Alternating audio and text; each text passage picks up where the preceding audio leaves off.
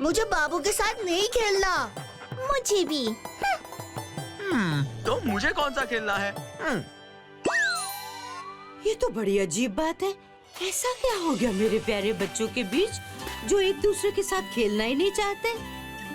बाबू हर बात में लंबी लंबी डींगे हाँकता है। कहता है हर मिनट में 200 गोल कर सकता हूँ। 200? मैंने 200 कब बोला? अच्छा, तुमने तो ये भी बोला था कि 1 मिनट में जितना बोलो उतने गोल कर सकता हूँ। अच्छा, तो जितने का मतलब 200 होता है। तुम्हारी कैलकुलेशन ही गलत है। शुरुआत तो तुम्ही ने की थी ना। अरे ऐसे ही तो बिना मतलब के बातें फैलती हैं। अभी तुम लोग साथ में नहीं खेल सकते, कोई बात नहीं, मगर साथ बैठकर कहानी तो सुन सकते हो ना। विजयनगर में एक औरत रहा करती थी, संतोषी बुआ, जो बहुत ही बातूनी थी। उसे बातें करना बहुत ही पसंद था। वैसे तो पड़ोस में सुई भी गिर जाए मुझे कोई मतलब नहीं। आजकल सुरेश के घर हर रोज मेवा मलाई चल रही है, पर मुझे क्या।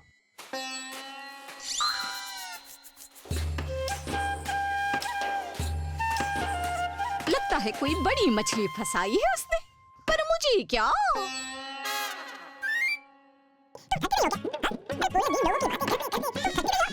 पूरे गांव में यहाँ क्या वहाँ क्या सबकी खबर रखती है और फिर बोलेगी मुझे क्या।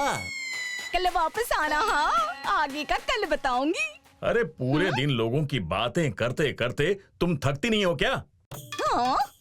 अरे मैं तो केवल लोगों की बातें करती हूँ, तुम तो बस बातें बनाते हो। पर मुझे क्या, बनाते रहो। और मैं कब से बोल रही हूँ इस टूटे फूटे कमरे को तुड़वाकर एक छोटा कमरा ही बनवा लो, मगर नहीं।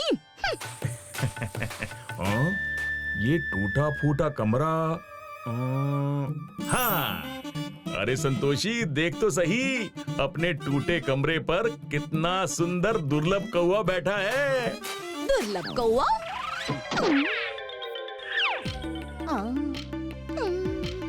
ये कैसा दुर्लभ कौवा है जिसके दर्शन ही दुर्लभ है? ये खबर तो बढ़िया है, मगर मुझे क्या। हाँ हाँ बिल्कुल, ये तो बहुत ही दुर्लभ है। मैं बाजार से होकर आता हूँ, बस इतना ध्यान रहे कि इस दुर्लभ कौवे के बारे में किसी को जानकारी ना हो।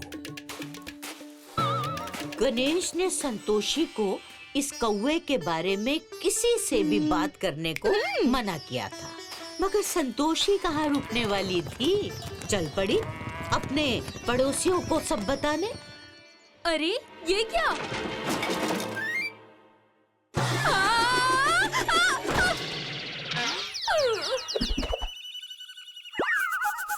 संतोषी तुम?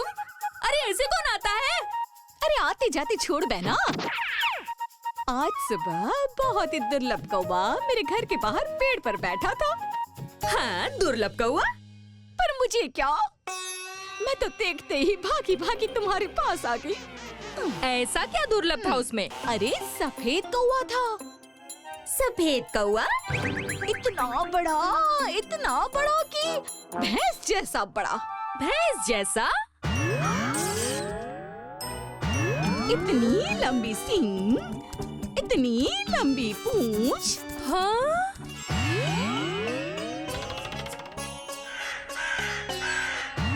पूंछ वाला कौवा? अच्छा। और नहीं तो क्या, चलती हूँ। अच्छा, किसी को बताना मत। ऐसी खबर दी है कि चूल्हा जले न जले कलेजा जला दिया। अभी विमलावती को बताकर आती हूँ मैं।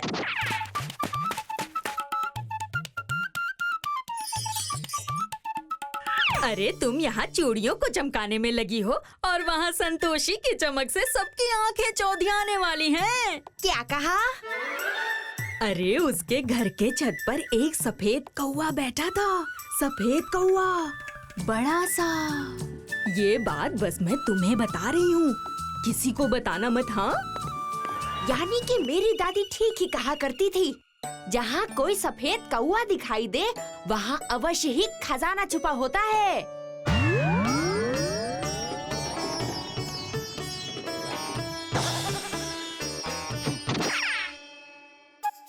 अजय सुनते हो?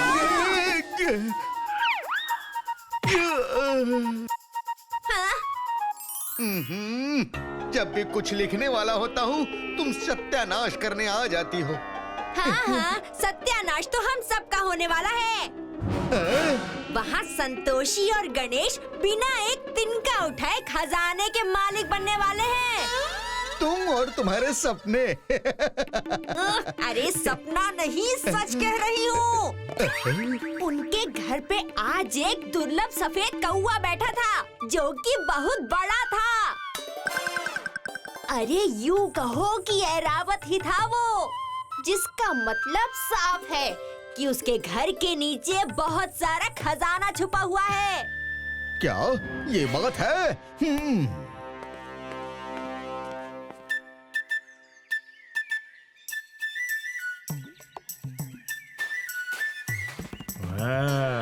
अब बात पहुंची है सही आदमी के पास। अरे कमलेश, आज इस तरफ कैसे? अरे मैंने सुना है कि एक अजीब सा पक्षी तुम्हारी बाहरी हिस्से के छत पे बैठा था। हाँ? तुम्हें कैसे पता चला? ये बात किसी को बताना मत, खासकर राजमहल तक ये बात बिल्कुल नहीं पहुंचनी चाहिए। तुम निश्चिंत रहो गणेश, मैं किसी को नहीं बताऊंगा। बताओगे?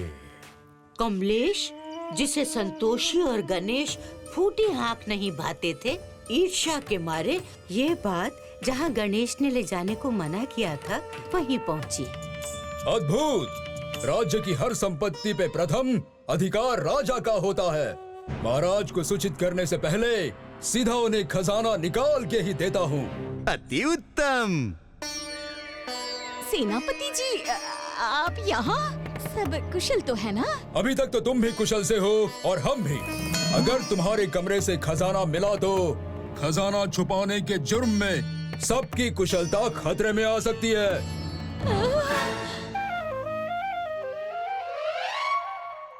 सिपाहियों, तत्काल उस टूटे कमरे को खोदने की तैयारी करो। क्या? आखिर वहाँ खुदाई शुरू हो गई। पूरा गांव खजाने के इंतजार में वहाँ खड़ा रहा।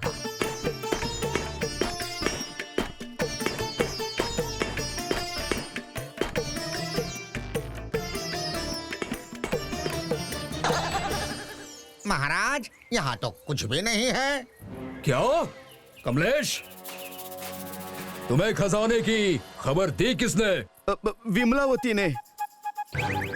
मेरी दादी कहा करती थी, जिस छत पे सफेद कौवा बैठता है वहाँ कोई खजाना छुपा होता है। ये कहानी तो मैंने भी सुनी है। किसने देखा सफेद कौवा? सत्यभामा ने। सिर्फ सफेद ही नहीं, हाथी जैसा विशाल था। सिर्फ सींगें ही नहीं, पूंछ भी थी। मुझे संतोषी ने ही तो बताया। हाँ, बताया तो था, मगर क्या? जल्दी बताओ, नहीं तो तुम्हें कारावास में डाल देंगे। नहीं सेनापति जी, क्षमा कीजिए। मैं तो बस मुझे क्या पता था कि ये आपको बताते बताते खजाने का पता बन जाएगा। मुझे क्या? आज से इसका ध्यान रखना, नहीं तो तुम्हारे घर का पता कारावास होगा। चलो यहाँ से।